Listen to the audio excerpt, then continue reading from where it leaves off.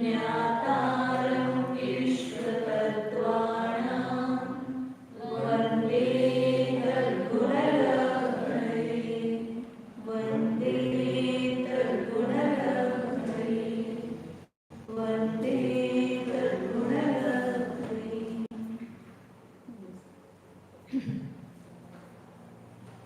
जय बोलो आचार्य स्वामी भगवान की जय। जय बोलो चार चक्रवर्ती आचार्य शांति सागर जी महाराज की जय। जय बोलो प्रातस्मरणीय गुरुदेव समंत रुद्रजी महाराज की जय। जय बोलो आचार्य प्रवेशनाथ सुंदर सागर जी महाराज की जय। जय बोलो दीक्षा गुरु वत्सल सिंधु आचार्य सूर्य सागर जी महाराज की जय। जय बोलो परम पूज्य श्री सागर जी महाराज की जय।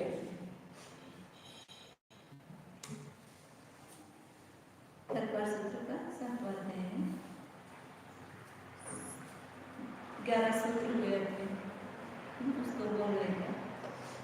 यम शांतस्तेया ब्रह्म परिग्रहेभ्यो निर्विद्यतम देश सर्वतोमुपहन्ति तस्यैयार्थं भावना पंचपंच वामनो वीर्यादानि क्षेपण सहित्यालोकितपाणभोजनानि पंच क्रोध लोभ हीनत्व हास्य प्रत्याख्यानानि द्विजभाषणं च पंच शून्याकार विमोचिता वासुपरोपरोहाकरणमयशक्ति सरला संवादा पंच स्त्रीराग कथा श्रवण मनोहरा निरीक्षण गुरुराम स्मरण विशेष रस स्वशरीर संस्कार त्याग पंच मनोज्ञा मनोनेन्द्रिय विषय राग द्वेष वर्जनानि पंच विहिंसा निष्ठिमा मुद्रा काया बद्धदर्शनम दुःखमेव वा मैत्री प्रमोद कारुण्य माध्यस्थानि च सत्त्वगुणाधिक क्लिश्यमाना विनेषु। जगत आगे का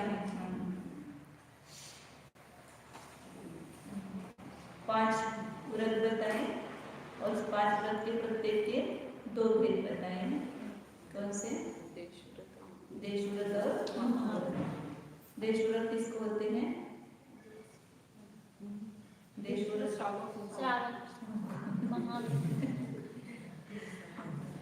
और मनोव्रत भावना के लिए, व्रतों की स्थिरता के लिए कितनी भावनाएं बताए? 5। परिग्रह अपरिग्रह व्रत की भावनाएं कौन सी बताई?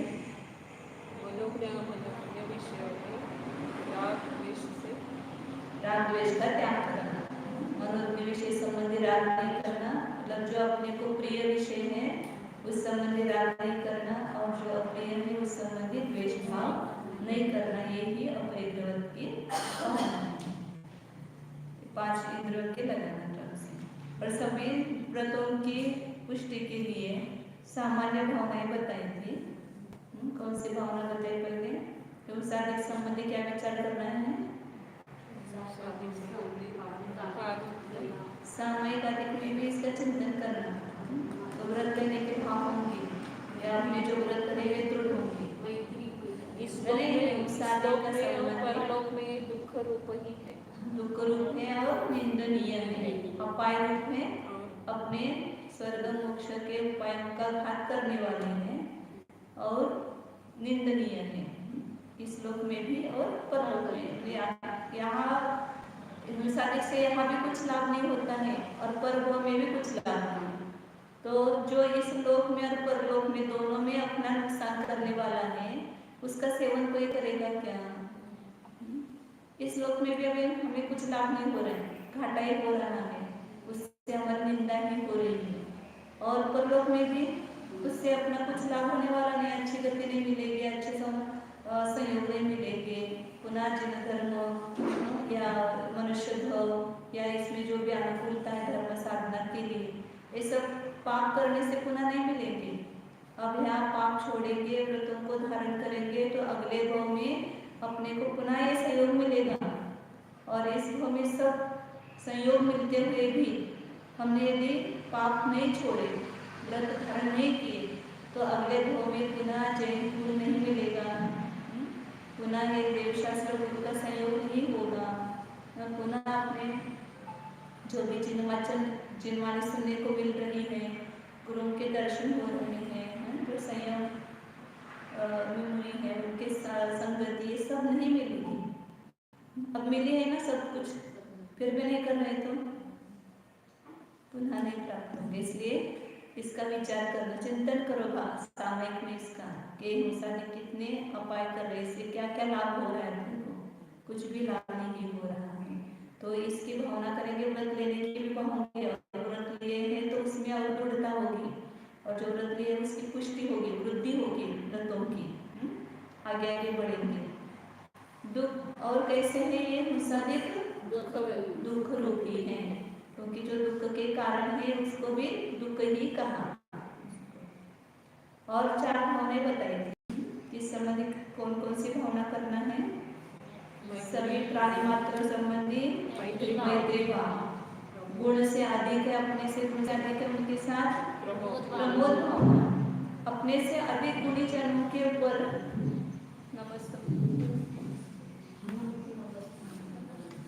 प्रमोद भावना क्यों करना है? तो कहते हैं ना, अपने में वो गुण प्रकट हो। यदि हम अधिक गुणियों के प्रति आदर सम्मान वगैरह करते हैं, उनमें प्रमोद भाव करते हैं, तो इसका अर्थ हमें उस गुण के प्रति राग है, और वो गुण फिर अपने में आ जाए। जैसे उदाहरण देते हैं ना कि कोई पानी है तो उसमें उसको फ्रिज में रखते हैं तो क्या हो जाता है? पहले ठंडा खाइए, फ्रिज में रखने पर अधिक ठंडा हो गया, तो अधिक गुण वालों की संगति की तो उसमें वो गुण आ गया। जैसे शक्कर मिठास है, उसको पानी में डालो तो वो पानी कैसा बन जाता है? मीठा बन जाता है। तो अधिक गुण वाले की संगति करते हैं तो वो गुण उसमें आ जाते हैं। तो हम भी यदि अधिक गुण वाले की संगति करेंगे तो हमारे गुण बढ़ेंगे, और इन गुण वालों की तो संगति कभी नहीं करना है। उसमें प्रमोद भाव, देखो वो कुछ करता नहीं, मैं तो इतना करता हूँ, ऐसा यदि उसकी तरफ देखेंगे तो अपने गुणों की वृद्धि नहीं होगी। या कम से कम समान गुण वालों की संगति करो तो अपने गुण जैसे वैसे रहेंगे। इन गुण वालों की संगति करने से गुण नष्ट होते हैं।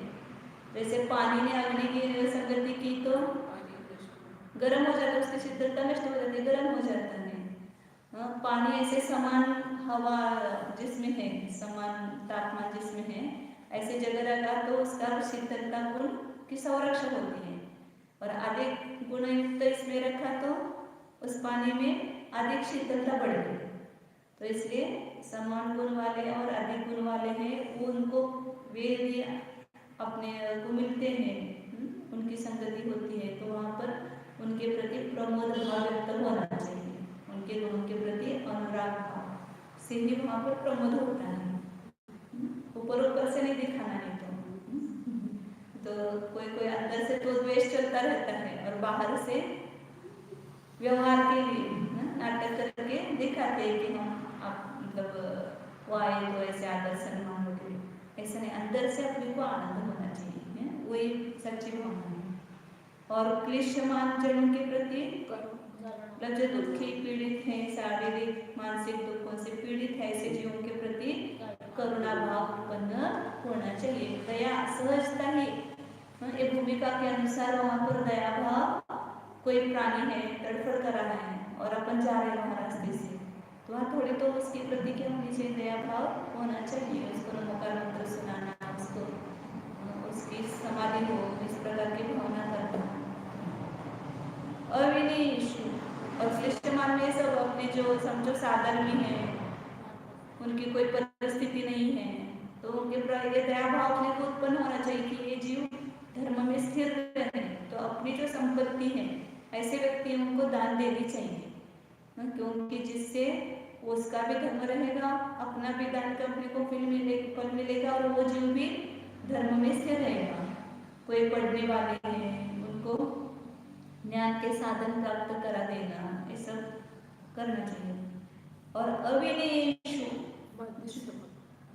अविनेय में मध्यस्थ, मतलब अपने से जो नहीं उसका मत जमता है, वाद विवाद करने की अपेक्षा उसके प्रति मध्यस्थ भाव धारण करो। तो रागद्वेष नहीं हो, रागद्वेष नहीं करना, तटस्थ रहना या समता भाव धारण करना।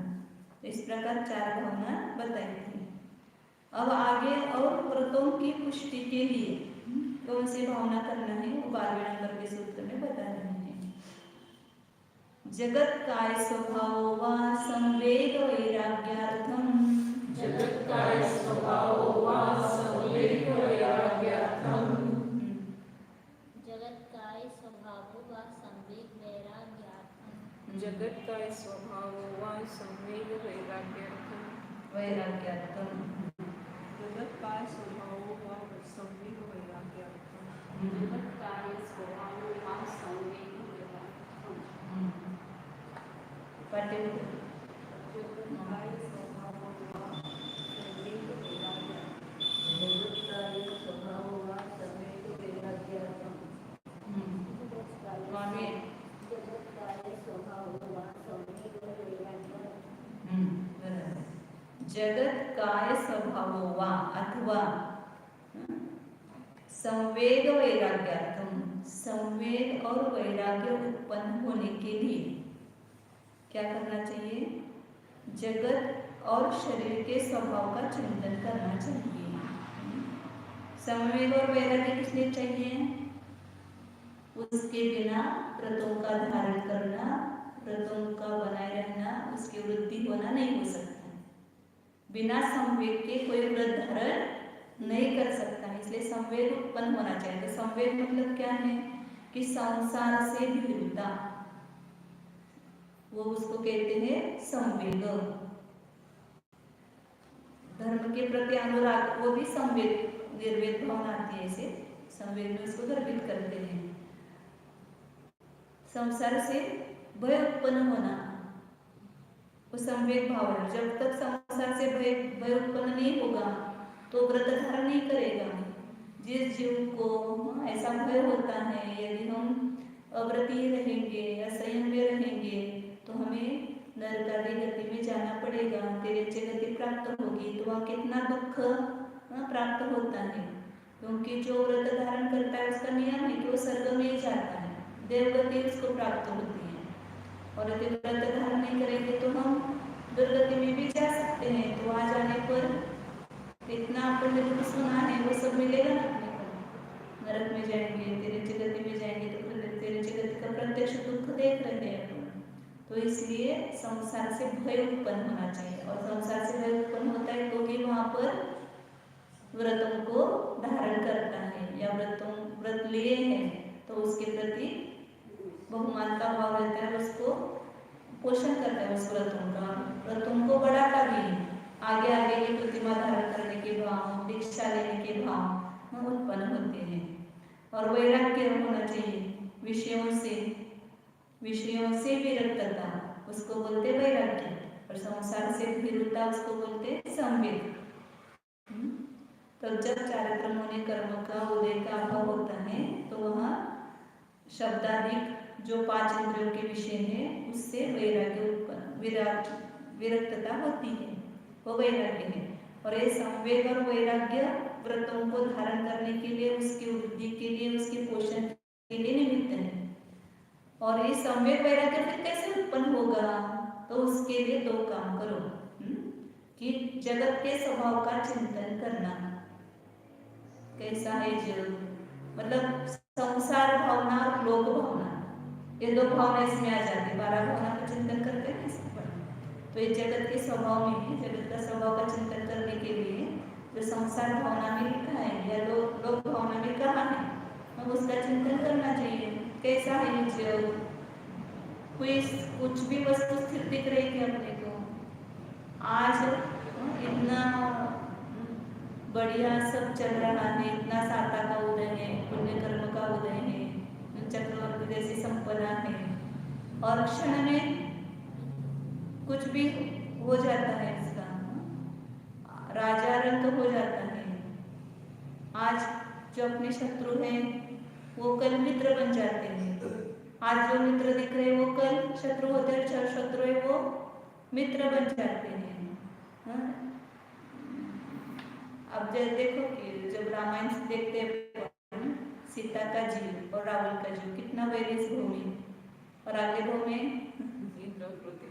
वो उसके हाँ नहीं पहले पुत्र होंगे, रावण का जीव और लक्ष्मण का जीव सीता के पुत्र होंगे ना, और फिर उसके बाद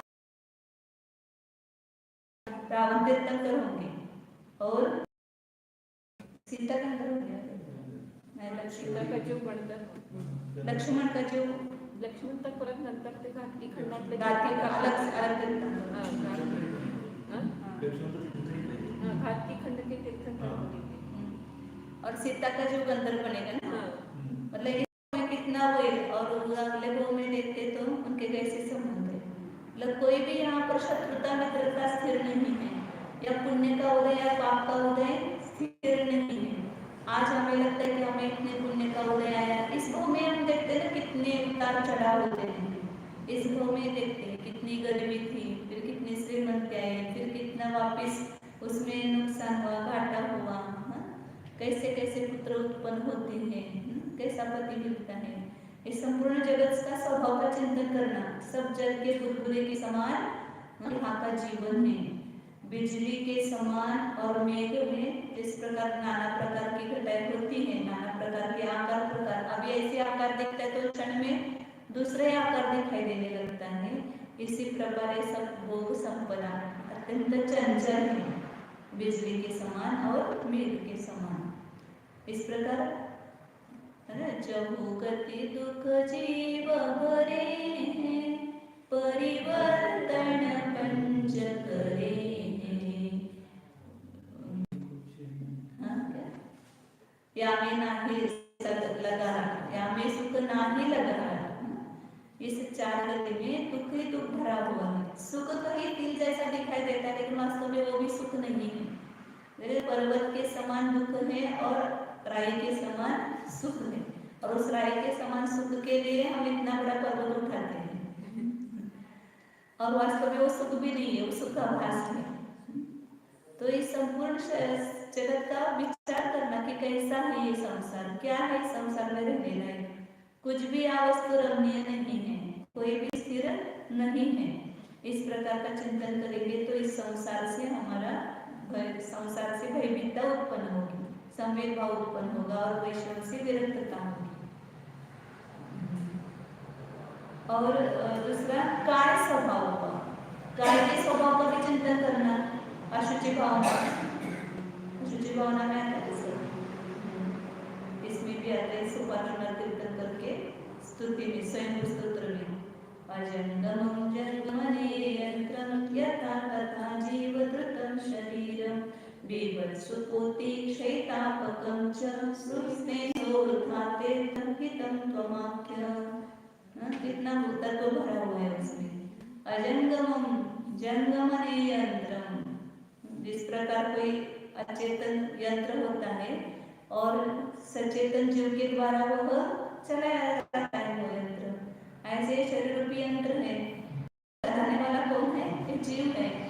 ऐसा यह जड़ अचेतन शरीर है, और कैसा है? बीभत्सु, अत्यंत घृणास्पद है। यहाँ कोई भी अवयव देखो, बाहर से सब अच्छा अच्छा दिख रहा है, लेकिन अंदर सब क्या भरा हुआ है? सब मल भरा हुआ है, घृणावना।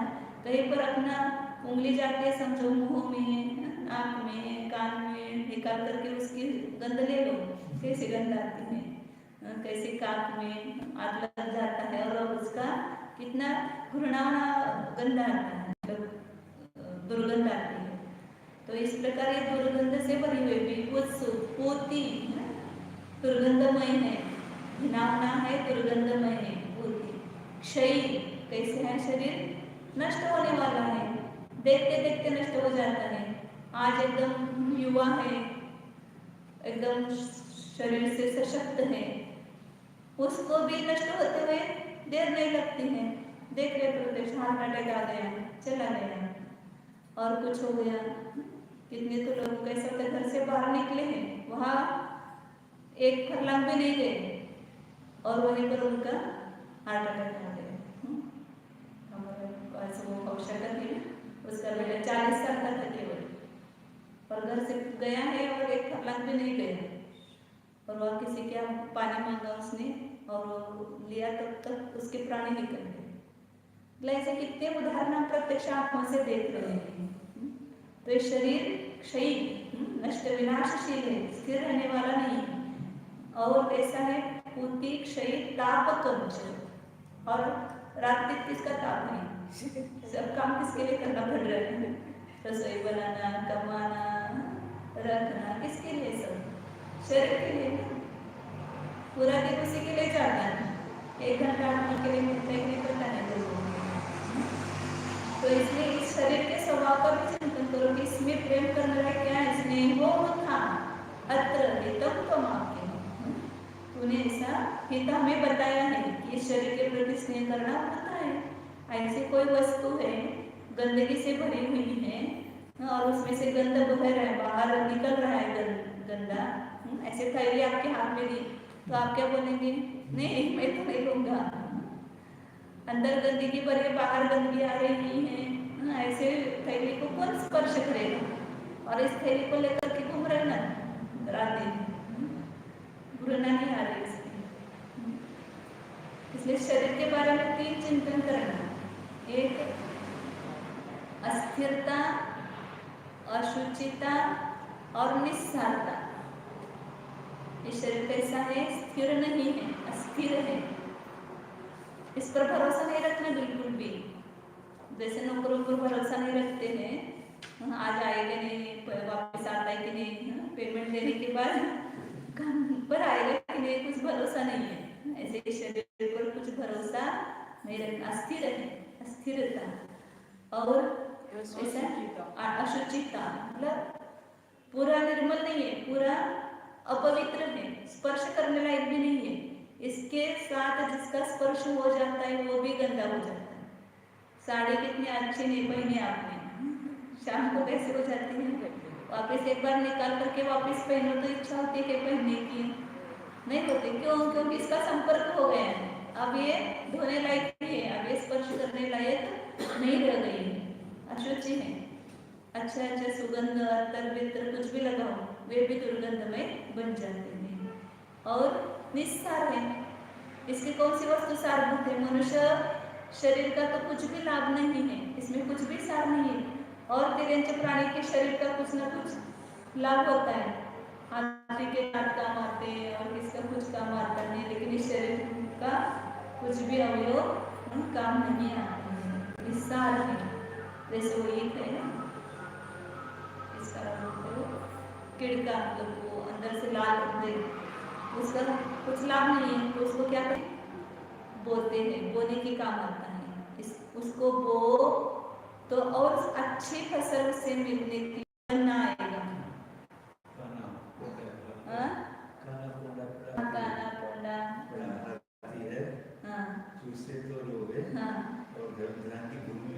बोएंगे तो और आएंगे। मतलब जैसे वो गन्ना होता है ना, जो अंदर से लाल होता है, तो खाने लायक नहीं है, फेंकने लायक है, लेकिन उसी गन्ने को, उसको तोड़ करके उसके जो बीज होता है वो बोएंगे, उसके जो पर्व होते हैं ना, उसको बोलते, तो पर्व बीज है एक जो है वो, उसको बोएंगे तो पुनः अच्छे गन्ने आएंगे। उसी प्रकार इस शरीर का तो कोई सार नहीं है, उस खाने गन्ने के समान है। इसको धर्म ध्यान में लगाओ, इसको तपस्या में लगाओ, तो इससे फल मिलेगा। ये वो भी सुधरेगा और अगले वो भी सुधरेगी, दोनों गति सुधरेगी। इसको तपस्या में लगाएंगे, इसको धर्म ध्यान में लगाएंगे, अपने आत्म साधना में शरीर को लगाएंगे। इस शरीर के द्वारा हम व्रत तप आदि अंगीकार करेंगे तो ये शरीर मतलब वो लाभदायक होगा, नहीं तो ये निस्सार है। इसलिए यदि ऐसे निस्सार वस्तु से हमें सारभूत वस्तु प्राप्त होती है तो क्यों नहीं इसका उपयोग करना है? तो ये मनुष्य शरीर अपने मोक्ष के लिए, प्राप्त करने के लिए साधनभूत है। तो इसलिए इस मनुष्य शरीर का उपयोग धर्म ध्यान के लिए करना ये सबसे बड़ा उपयोग है। तो इसलिए शरीर के स्वभाव का चिंतन करो तो इस शरीर के प्रति ममत्व नहीं रहेगा, शरीर के प्रति राग उत्पन्न नहीं होगा, इसकी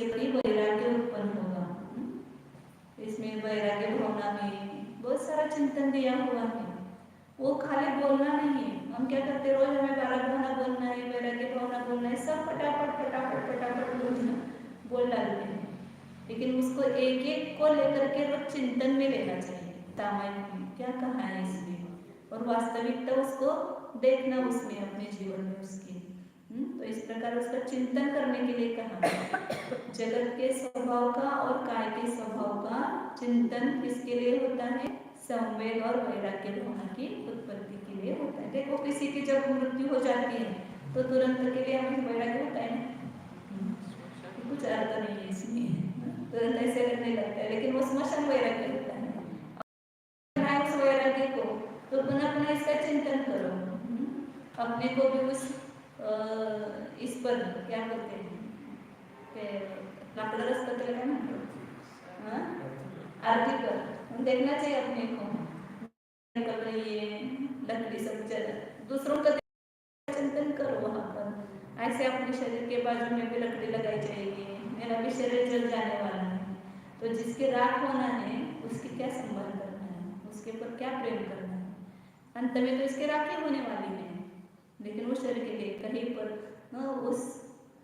उसको संभालने के लिए कितना सारा पाप करते हैं, ऐसी चीजों का उपयोग करते हैं जो हिंसा से बनी हुई है, पाउडर है, लिपस्टिक है और क्या क्या लगाते हैं, मतलब क्या बोलते हैं उसको, हिंसा से बनी होती है। प्रसादन को याद नहीं आता, शरीर के प्रसादन, वो सब हिंसा से बने हुए, उसका उपयोग करते किसके लिए, जिसके राख बननी है उसको सजाने के लिए, अच्छा दिखना चाहिए, लोगों को अच्छा दिखना चाहिए।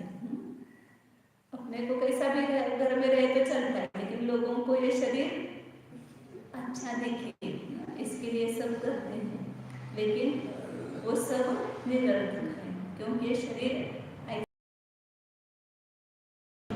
निस्सार है, अनित्य है। प्रकार की भावना दुख का कारण, तो संसार दुःखस्य देह एवात्मनिस्ततः त्यक्त्वैनं प्रविशेदन्तर बहिर्व्यावृतेन्द्रियः। ये संपूर्ण संसार के दुख का कारण मूल इस देह में आत्मबुद्धि है, इसलिए उस बुद्धि को छोड़ करके इस सबसे आत्मबुद्धि है, इसलिए उस बुद्धि को छोड़ करके इस सबसे निवृत्त होना चाहिए। इस प्रकार जगत और काय के स्वभाव का चिंतन करो आप स्वयं सामयिक आदि के काल में। तो आप यदि चिंतन करेंगे तो हमें विश्वास है कि हम थोड़े दिन में व्रती बन जाएंगे,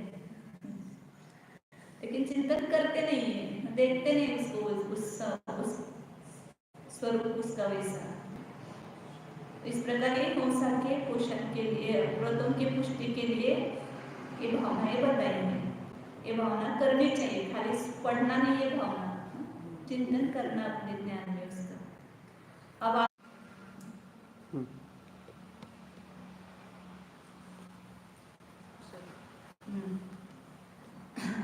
तो जो हिंसादिक से निवृत्ति व्रत कहा है, उस हिंसादिक का अर्थ क्या है, उसका लक्षण क्या है, 5 पापों का, वो अभी तक नहीं पता है, क्योंकि जिससे हमें निवृत्ति करना है उसका भी स्वरूप हमें पता होना चाहिए। बिन जानते दोष गण को कैसे त्यजिए कहिए। जब तक गुणों का भी ज्ञान नहीं होता है तो इसको ग्रहण नहीं कर सकते, दोषों का ज्ञान नहीं तो उसका त्याग नहीं कर सकते। कोई भी चीज छोड़ना है तो ये क्यों छोड़ना, ये अपने को पता होना चाहिए। तो इसलिए हिंसादिक का लक्षण क्या है, ऐसा पूछने पर आगे इन 5 पापों का स्वरूप बता रहे हैं कि सूत्र में। पहला हिंसा का स्वरूप बताते हैं। प्रमत्त योगा प्राणं व्यपरोपणं हिंसा,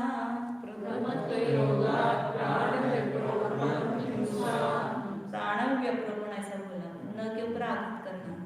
प्रमत्त योगा प्राणं व्यपरोपणं हिंसा, प्रमत्त योगात् प्राण व्यपरोपणं हिंसा,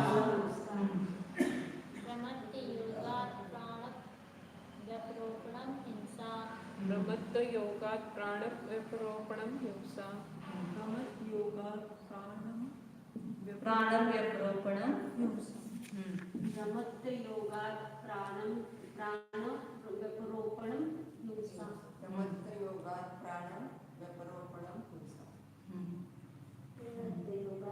व्यपरोपणम हिंसा पुढे ब्रह्मयोगात प्राण व्यपरोपणम हिंसा ब्रह्मयोगात प्राण व्यपरोपणम हिंसा हिंसा किसको कहते हैं वो बता रहे हैं। हम हिंसा किसको समझते हैं? केवल प्राणी का घात करना, दूसरे को मारना, वध करना, ये हिंसा है, ऐसा मानते हैं। लेकिन उसके पीछे एक शब्द लगा है, वो महत्वपूर्ण है। वो है तो हिंसा है, वो नहीं है तो हिंसा नहीं है। केवल प्राणियों को मारना मात्र हिंसा नहीं है, प्राणी मर जाना मात्र हिंसा नहीं है। प्रमत्त योगा प्राण व्यपरोपणम, प्रमत्त योग से प्राणों के नाश करने को हिंसा कहते हैं। अब प्रमत्त योग मतलब क्या? कि जो प्रमाद, कषाय प्रवृत्ति, कषाय सहित प्रवृत्ति या प्रमाद 15 प्रकार के बताए हैं, उससे सहित जो है उसको प्रमत्त कहते हैं। और योग मतलब उसका संबंध, प्रमत्त का संबंध होने से। यह योग मतलब मन वचन का योग नहीं लिया, योग मतलब प्रमाद का संयोग होने से जो प्राणियों का घात होता है उसको हिंसा कहा है। मतलब वहां पर दोनों जहां पर है वो हिंसा है, प्रमत्त योग भी है और वहां पर प्राणियों की हिंसा भी है, तो उसको प्राणियों का घात भी है, उसको हिंसा कहा है। वास्तव में देखा जाए तो हिंसा 2 प्रकार की बताई, भाव हिंसा और द्रव्य हिंसा। और भाव हिंसा के भी 2 भेद और द्रव्य हिंसा के भी 2 भेद। मतलब अपने भावों की हिंसा, अपने द्रव्य की हिंसा, मतलब स्वभाव हिंसा, स्वद्रव्य हिंसा। दूसरे जीव की भाव हिंसा और दूसरे जीव की द्रव्य हिंसा। मतलब एक काम करते कभी तो ये 4 प्रकार की हिंसा होती है इस जीव से। जैसे आपको कोई कषाय, किसी जीव के प्रति कषाय हुआ, कषाय भाव उत्पन्न हुआ, तो कषाय भाव उत्पन्न होते किसकी हिंसा हो गई? अपने भाव की हिंसा, मतलब अपने चैतन्य प्राण का घात हो गया, अपने जो ज्ञान दर्शन आदि प्राण है उसका घात हो गया, गुणों का घात हो गया, तो वह अपने जीव की हिंसा हो गई। और फिर बहुत कषाय होता है तो हाथ ऐसा करता है, हाथ पैर अपने जोर से पटकना, हाथ पैर पटकता है, तो स्वयं के द्रव्य प्राणों की हिंसा करता है। और फिर जिसके प्रति ये भाव उसने किए, जिस पर क्रोध किया, वो जीव यदि वो भी कषायवान हो जाता है तो इसके निमित्त से उस दूसरे जीव की भावों की हिंसा होगी। और ये जब इसके वश में नहीं रहता है क्रोध तो उसको मारता भी है 2 चाटे, तो उसके द्रव्य प्राणों की भी हिंसा हो गई। तो किसी में 4 प्रकार की हिंसा हो जाती है, स्वयं के भाव हिंसा, स्वयं के द्रव्य हिंसा, दूसरे की भाव हिंसा, दूसरे की द्रव्य हिंसा। या अपन उसको कोई एक गुस्से में कुछ बोलता है तो वो स्वयं अपना भी घात कर लेता है, दूसरा व्यक्ति रोता है या दूसरा अपने प्राणों को पीटता है, करता है, तो उसका भी घात होता है। तो इसलिए विचारो, लेकिन कषाय जब हमने किया, प्रमत्त योग हुआ, तो उस समय एक पहली तो हिंसा नियम से होती, स्वभाव हिंसा। बाकी दूसरे अपने द्रव्य का कभी घात भी नहीं करे, लेकिन मन में ही उसने कषाय भाव उत्पन्न किए। किस पर कषाय करते हैं हम? दूसरों पर कषाय करते हैं, लेकिन घात किसका होता है? अपना होता है। जिस पर कषाय किया उसका कुछ भला बुरा नहीं होता है इसके कारण, लेकिन इसका तो नियम से घात होता है। जैसे कहते हैं दूसरों को मारने के लिए हाथ में अंगार लिए तो पहले अपने हाथ जलते हैं, दूसरों पर वो फेंके नहीं फेंके और लगे उसको नहीं लगे ये पता नहीं। तो सबसे पहले प्रमत्त योग के कारण, भले वहां पर प्राणों का घात नहीं दिखाई दे रहा है बाहर से द्रव्य प्राण का, लेकिन भाव प्राण का तो वहां पर घात हुआ ही, इसलिए प्राण व्यपरोपण नहीं है। जहाँ प्रमत्त योग है वहां पर प्राण व्यपरोपण नियम से है। अब कौन से प्राण का घात होगा वो नियम नहीं है। स्वयं के भाव प्राण का हो सकता है, अपने द्रव्य प्राण का हो सकता है, दूसरे के भाव प्राण का हो सकता है, दूसरों के द्रव्य प्राण का घात हो सकता है।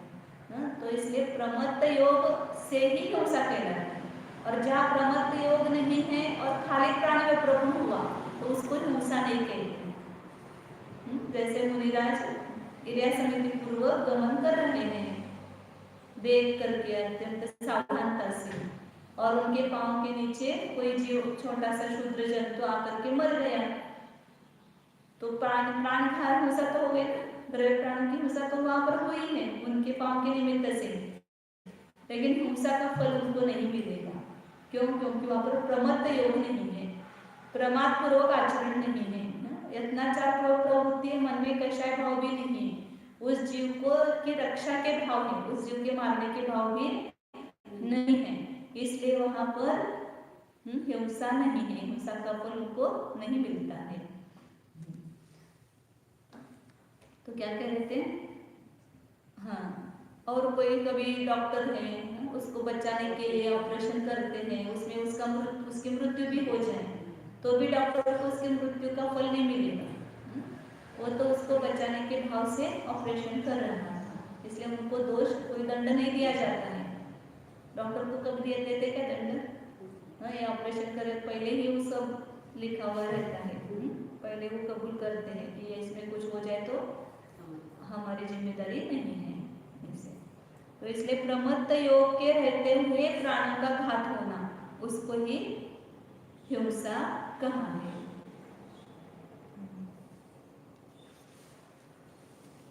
आगे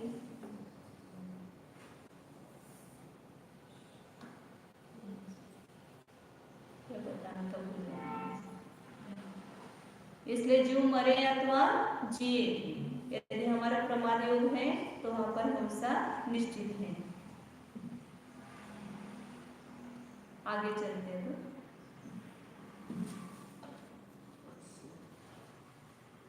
कभी कभी है ना जड़ पर भी हम क्रोध करते हैं, अब उसका तो कुछ घात होता नहीं है, लेकिन जब क्रोध करते तो इस जीव का तो घात नियम से होता है। लेकिन द्रव्य हिंसा से कुछ तो परसेंटेज कुछ तक तो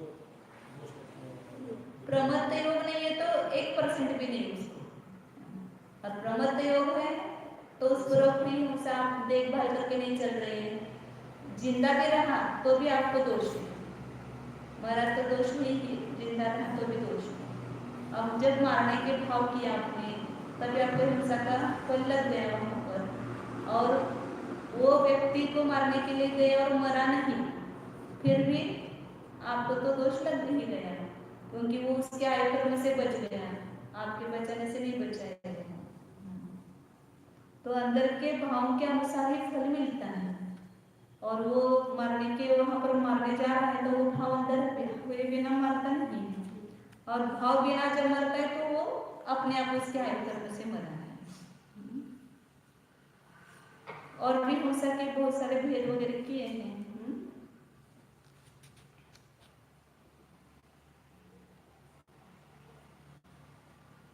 ये संकल्पी हिंसा, आरंभी हिंसा, उद्योगी हिंसा वगैरह का है, ये भी सब प्रकार की हिंसा है। संकल्पी हिंसा का त्याग करता है शावक, आरंभी उद्योगी हिंसा का त्याग उसको नहीं होता है, क्योंकि नहीं कर सकता है, क्योंकि आरंभ करना पड़ता है। कभी कभी स्त्री आदि की रक्षा का भाव के लिए, जैसे सीता का अपहरण हुआ तो राम ने भी क्या किया, रावण के साथ युद्ध किया, उसको हिंसा का फल लगा कि नहीं लगा? तो उसने युद्ध क्यों किया? पहले तो बहुत उसने कोशिश की युद्ध न करने की, वो वापस सीता को लौट देता है तो युद्ध नहीं करेंगे, प्राणियों के घात नहीं करेंगे, तो वहां पर स्त्री के रक्षा का भाव है, इसलिए वहां पर उसको वो फल नहीं मिलेगा हिंसा का। यदि रक्षा करते समय उस व्यक्ति की मृत्यु हो जाए तो रक्षा का भाव हुआ तो वही अपेक्षिक हिंसा है, और मारने का भाव हुआ तो वही हिंसा, मारने के भाव से मारता है तो ही हिंसा है, लेकिन रक्षा के भाव से मारता है तो वही हिंसा नहीं है। धर्म की रक्षा के लिए, स्त्री के शील के संरक्षण के लिए यदि वह मारता है तो भी वहां पर मारने का भाव नहीं है, भाव किसका है? रक्षा का भाव, इसलिए वो हिंसा नहीं। इन्होंने बहुत सारा दिया है कुलचंद पंडित जी ने। आगे चलते हैं अभी अपन। दूसरा पाप कौन सा है? असत्य। असद विधान मनृतम, असद विधान मनृतम, असद विधान मनृतम,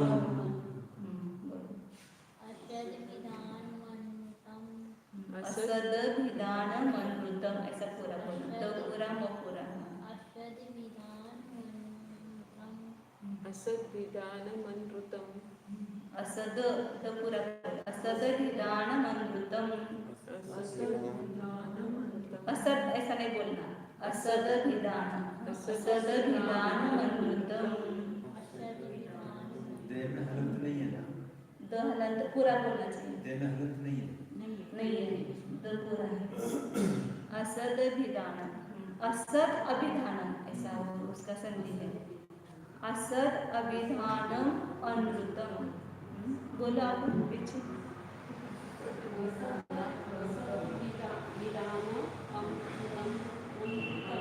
मनृतम,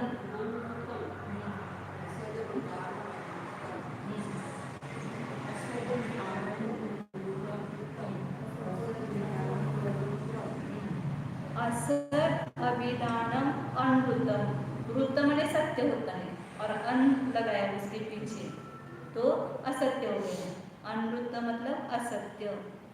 असद अभिधान व असद अभिधान है।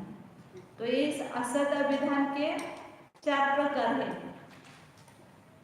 वस्तु होते हुए नहीं है ऐसा कहना, ये असद अभिधान है। मतलब आपके पास कोई वस्तु है पर है ऐसा कहना, नहीं है आपके पास लेकिन चेष्टा मस्करी करते हैं ना, तो है ऐसा कहते हैं। पहले जैसे छोटे बच्चे घर में होते हैं और कोई बाहर आता है मेहमान, पूछता है क्या पापा, तो अंदर से क्या बोलते हैं उसको? नहीं ऐसा बोलो। मतलब होते हैं तो नहीं ऐसा बोलते हैं। और कोई वस्तु नहीं है, जैसे छोटे बच्चे को ये दे दो चॉकलेट, है क्या चॉकलेट हाथ में? नहीं है, फिर भी क्या बोलते हैं? मेरे पास चॉकलेट है। तो नहीं होने पर है ऐसा कहना या अन्यथा कहना, कांच है और रत्न कहना, या डुप्लीकेट है उसको सच्चा कहना, या अन्य प्रकार से कहना, ये भी असद अभिधान है। और अशिष्ट भाषण, असभ्य भाषण करना, दूसरे को मर्म भेदी ऐसे गंभीर निंदित ऐसे वचन बोलना, ये भी असद अभिधान है। पुरुषा सिद्धिपाय में आएंगे शायद उसके 4 प्रकार विस्तार से बताएंगे। उसमें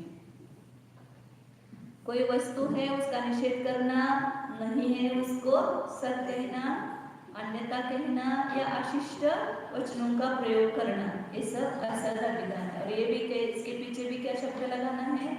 प्रमत्त योगात्।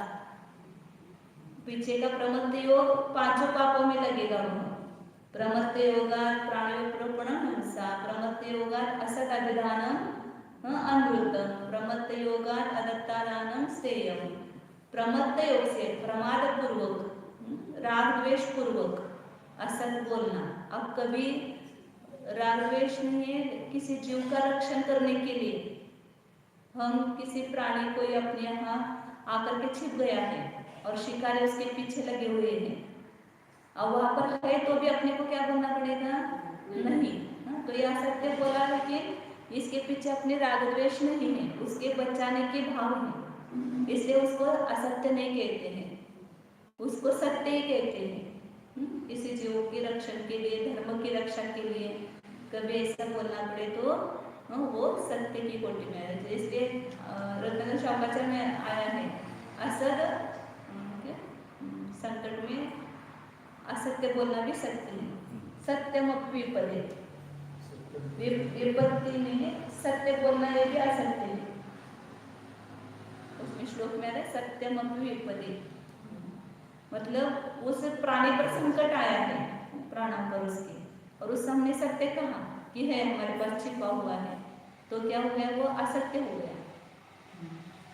तो इसलिए प्रमत्त योग पूर्वक, राग द्वेष पूर्वक जो असत्य कथन करना है वह असत्य है। कभी कभी माता पिता या अध्यापक हैं बालक को सुधारने के लिए, सुमार्ग पर लाने के लिए ऐसे उसको असत्य भी बोलते हैं या कठोर वचन बोलते हैं। असत्य ने कठोर वचन बोलते हैं। आचार्य भी शिष्य को शासन करने के लिए कठोर वचन बोलते हैं, तो इसको असत्य कहेंगे क्या? नहीं कहेंगे। क्यों नहीं कहेंगे? क्योंकि वो प्रमत्त योगा नहीं, प्रमाद को रोग नहीं है। राग द्वेष के वश वो, यदि राग द्वेष के वश होकर के बोल रहे हैं तो वो असत्य होगा। लेकिन यदि राग द्वेष नहीं है, उसको सुधारने के भाव है, केवल उसके हित के भाव है, तो हम कठोर भी बोलेंगे तो उसको असत्य नहीं कहना जाता है। ऐसे प्रसंगों में कहा है शिष्य को सुधारने के लिए कभी एक चाटा भी देना पड़े तो भी दो, सब उसके से दोष उगालने के लिए ऐसे कठोर होना पड़ता है, तो वहां पर वो दोष नहीं है, हमको असत्य का दोष नहीं लगता है।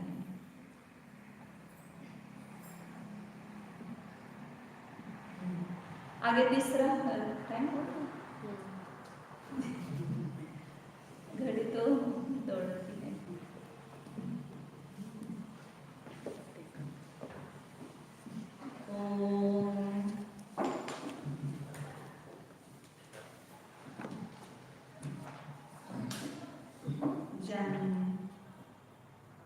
यह मैं शुद्ध जीव हूँ, अपनी पहचान कीजिए।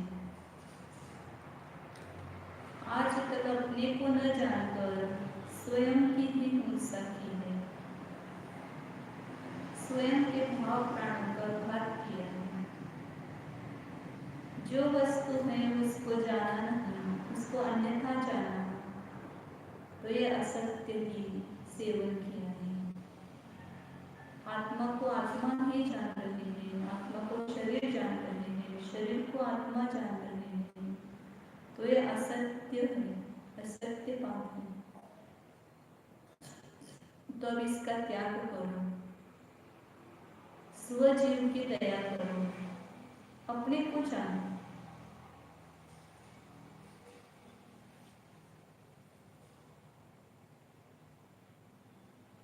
आत्मा को आत्मा जानो, पर को पर जानो, इसमें प्रमाद मत करो। अंदर देखिए, इस शरीर के भीतर यह वस्तु सत्य रूप से विद्यमान है नहीं? ऐसा नहीं होते हुए भी हम क्यों नहीं जान रहे हैं? शरीर तो दिखाई दे रहा है, उसी को मैं मान बैठे हैं। इस शरीर के भीतर जो चैतन्य स्वरूप आत्मा है, उसके अस्तित्व को जानो, तो इस जीव की हिंसा नहीं होगी। अहिंसक बनो, अपने प्राणों को बचाओ, अपने चैतन्य प्राण को बचाओ।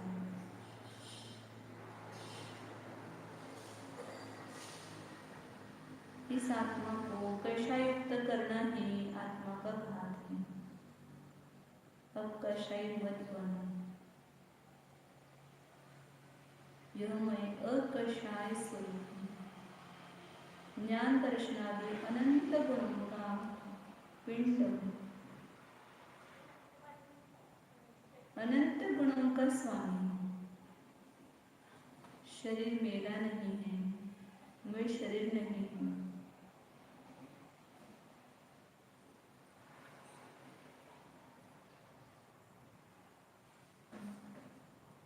मैं ही हूँ। जो चैतन्य रूप से ज्ञात हो रहा है, यही मैं हूँ। जो अचेतन जड़ है वो मैं नहीं हूँ।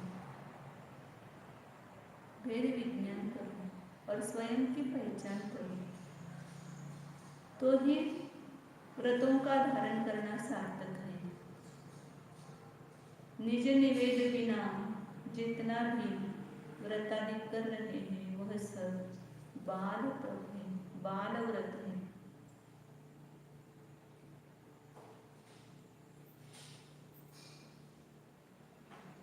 शुद्ध चैतन्य रत्नाकर स्वरूप